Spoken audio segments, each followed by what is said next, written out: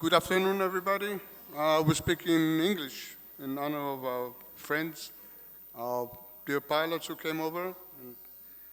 And anyway, I don't have much to say. I'll show you.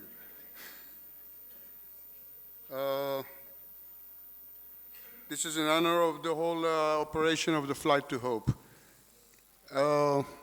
I'm not a bird watcher. I was never in this business. But I was, as a child, I was very much in favor of nature, mainly flowers and trees. In my occupation, I'm a specialist in motorcycles as a service manager for importers. Dealt many years, like 15 years with Yamaha importing, and recently with the South Korean Daelim. My love for the nature brought me back with all these smells of the gasoline and the noises of the engines, brought me back to try and find what I liked very much about nature, and I started flying paragliders. So when we started this day, we started up there in the outer space, and we went through the flying with airplanes. Now it's a different kind of flying. It's as closer as it gets to flying birds. You need to get the powers of the nature, what birds are using, the thermals. You can see the forming. The thermal is forming the cloud because of the humidity. This is how it gets. Sometimes the thermals are so powerful that they burst out of the clouds. And this is flying with pelicans. This is like 2,000 pelicans circling in the thermal in a forming cloud. Once you're flying with a paraglider, because you have to use the powers of nature, you're looking for the birds. You're looking for the company, because they know how to find the thermals. We don't know how to find them. We can only guess, we can only estimate, but we don't hear them, and we don't see them like birds do. Birds can see the small pieces, the particles of the dust that goes up in the thermal. Pelicans can hear them bursting out of the ground, but we don't. So this is a photo from a friend in Mexico. I live in a city, small city in Tel Aviv, Givatayim, and throughout flying the paragliders, I came to respect very much not only the birds, but also the swifts, because we all knew that swifts are the best indicators for thermals. Nobody could really tell why, but now I know why. Because when thermals are bursting out of the ground, they bring up all the insects with them, all the way up. And the swifts, they are very, very after the insects, not only for them to feed on, but also to feed the youngsters, the nestlings in the nests. So this is the building of the school where I used to take my daughters, and I enjoyed the flying swifts above. And this is some picture, very historical for me. 20 years ago, Passover, I was one of the best top pilots of paragliders in Israel, one of the best 10. And we had, from the local lottery, we had a funding for the World Championship of 3 people. And they decided to make, in the Association of Paragliders, they decided to make a competition of 3 days between us to find out who are the best. And the first 3 days were horrible, no clouds were forming, no thermals, and I decided to take off at the last day, at the last time, at the open window for flying. And then I had the swifts. Being in the air, 120 meters above the ground, I heard the screaming of the swifts. So I started to fly them over to them, and from that moment, for 25, 30 minutes, I was circling with swifts, and it was an amazing feeling. I never had it before. It's like a lifetime experience, something you cannot imagine. And all of a sudden, I see these birds from such close distance, and they are not so small. They are like flying boomerangs. They have huge span of wings. They had eyes like teddy bears, and they are beautiful. You circle with them, and when the sun rays they hit them, they become gold.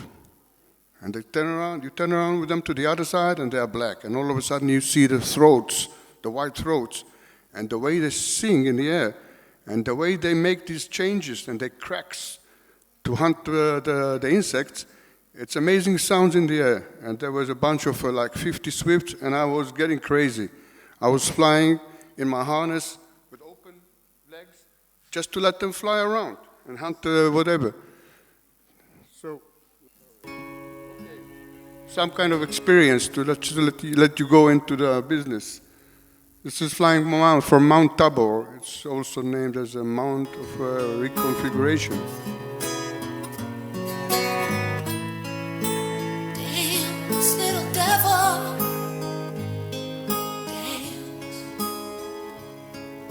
Dance. A devil is also a nickname for the swifts in England, because that's where they started using the raiders right after the Second World War was over. And nobody can really understand why all the dots are coming up at nights over London. And they said maybe it's the Russians are tricking us. Maybe it's the Germans are using electronic warfare, so they called it devils. And a year later, they decided to bring up a balloon. And they found out that swifts circling around London.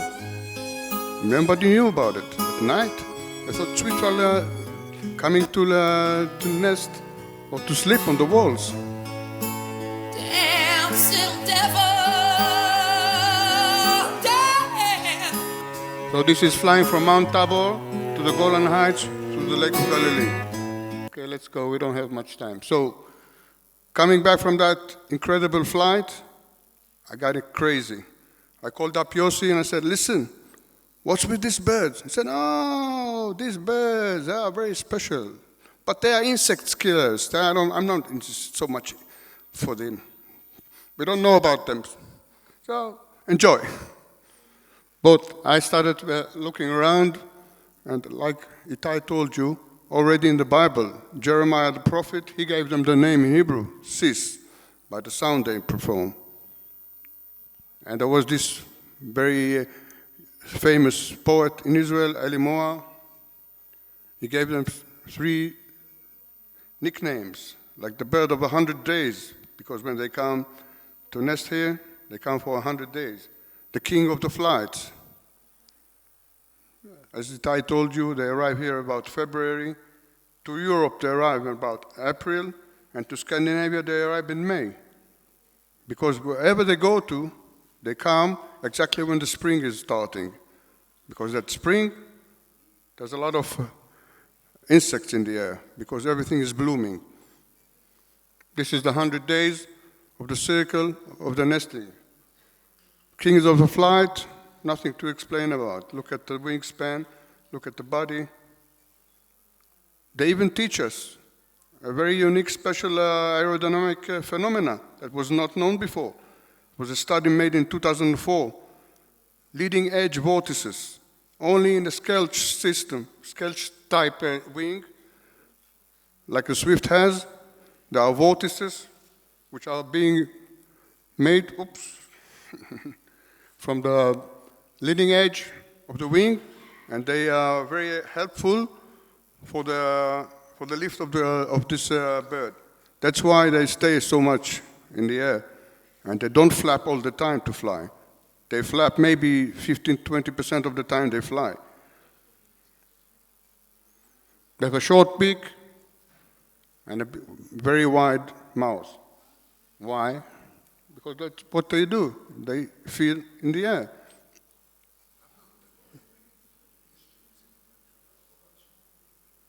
אוקיי, בסדר יוסי, חשבתי בשבילם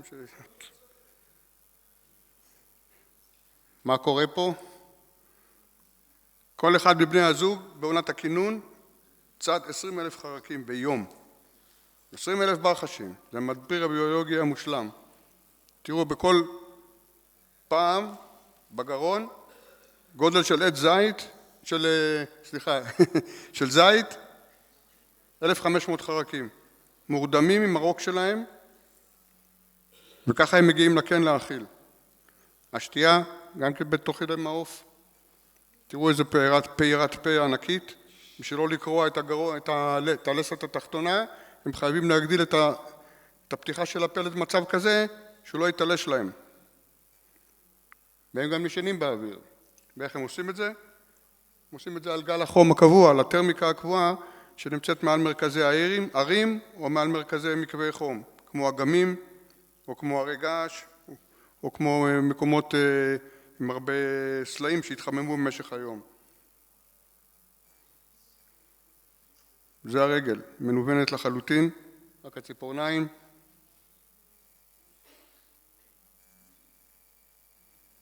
ככה הם הולכים בקן.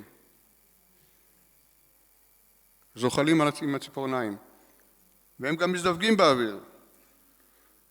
אמיר בן דוב נתן את הצילום שעד 2009 החזיק עד 2012, עד שבא רנה רוסו ההולנדי, ונכון להיום זו התמונה הכי מפורסמת של הזדווגות באוויר. כל חומרי הבנייה לקן נאספים באוויר.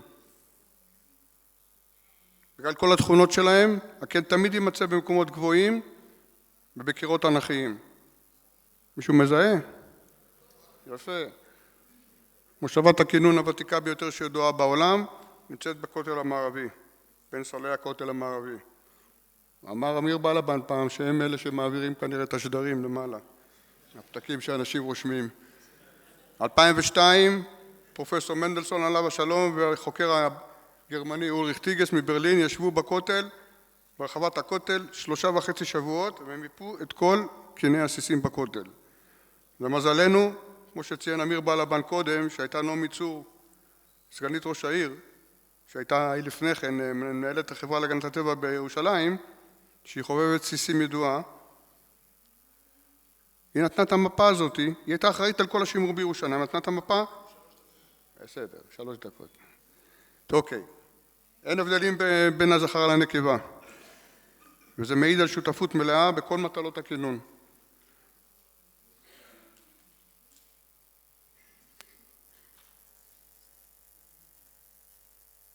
יש פה סרטון קצר מאחד התיעודים שלנו מאחד הקינים בתל אביב, זכר ונקבה בקן, לפני הטלה של ביצה ראשונה, זה ממש כמו לידה.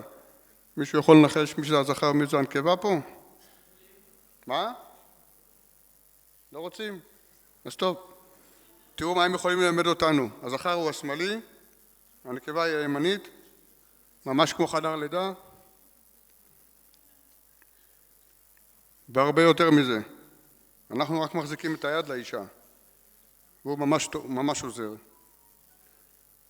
פיזית, מכניס את הראש מתחת לגוף שלה, אבל גם אומר לה בשקט, תשמעי, יש מצלמה מאחורה, אז תשפרי קצת את הפוזה. שיראו. 1, 2 ושעה, זהו, זה בחוץ. מה הבעיה של הסיסים? הסיסים הולכים ונעלמים. בגלל בעיה אחת עיקרית, שבחוסר במקומות כינון. כי כל עוד שאנחנו נצטרך לגדל בחקלאות, לטפח חקלאות, לגדל לעצמנו אוכל, ויהיו חרקים כתוצאה מהגידולים האלה, לא תהיה בעיית מזון לסיסים. אבל יש להם בעיה של כינון. אם אתם זוכרים את הבניין הישן בתל אביב, בית ידלין, כשהוא נהרס, הוא נהרס על 300 זוגות מקננים של סיסים. אף אחד לא היה מודע לזה. מה שכן, כדי לא לפגוע באיכות החיים של התושבים, הרטיבו את הבניין לפני ההריסה. אבל אף אחד לא טרח לדחות את ההריסה באיזה חודש, שתיגמר עונת הכינון של הסיסים. בית האיכרים במרכז תל אביב, היה מושבת כינון אדירה של סיסים, כמעט בכל חלון, בכל בית תריס של חלונות שם, כיננו סיסים.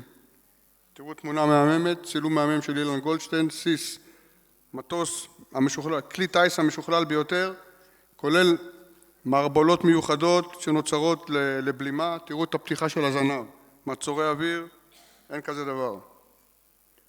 אז הבניין הזה שופץ באופן מחמיר, אבל אף אחד לא היה אכפת, לא שמרו על הכינון של הסיסים. ולכן, מחקר של 10 שנים, שהסתיים כבר לפני 10 שנים, הראה שהמספר שלהם ירד ב-47%. נכון להיום כבר מספר מתקרב ל-60. טוב, גמרת לי את הזמן. הייתי רוצה להראות להם איזה 2-3 סרטים. מה? טוב. רק שתראו באחד הפרויקטים שעשינו עם כתיבות תחמושת, תראו שסיס נכנס לקן, לפני סגירת הכנפיים, בטיסה, כמו חץ הוא נכנס פנימה, והנקבה אחריו, ממש בצמוד.